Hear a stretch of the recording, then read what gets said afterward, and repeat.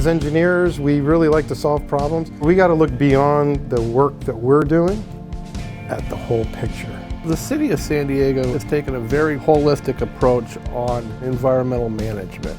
They're working with nonprofit food programs to move the produce from the shelves to the nonprofit, thereby not even allowing them into the landfill.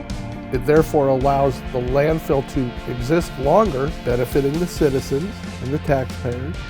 Secondly, instead of landfilling the food waste, they now have a state-of-the-art compost aerated static pile system. We want that circular closed-loop system so that whatever you've purchased, they can either be composted, recycled, reused, and they're not going back into the landfill. What the city is doing is they use the landfill gas to power multiple landfill gas-to-energy facilities. They're therefore generating green power.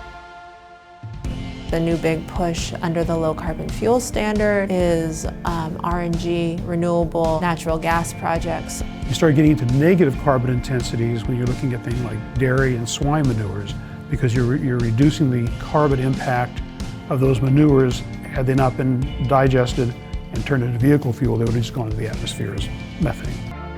We've been collecting landfill gas data for many, many years.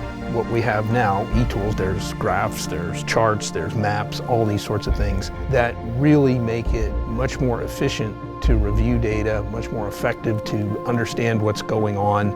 All the data that we're collecting, we're able to use that to create automatic reports. We're still in the landfill gas business, and we always will be, but our work is moving a lot to the groundwater remediation, leachate treatment. We're seeing a lot more of those projects. The leachate module allows clients to upload their generation data for their leachate generation and their disposal data, and allows them to, ultimately reduce their cost. Understanding the client in the market, that's boots on the ground. They know the client, they know the project, they know what the client needs. Some parts of the U.S., some parts of the world, landfills is going to be the most economical thing for the citizens to handle. SCS has been in this business for 50 years.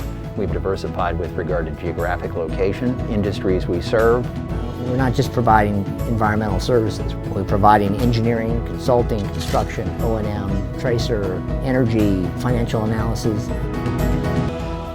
Every 5 or 10 years, the environmental community finds a new hazardous constituent of the decade.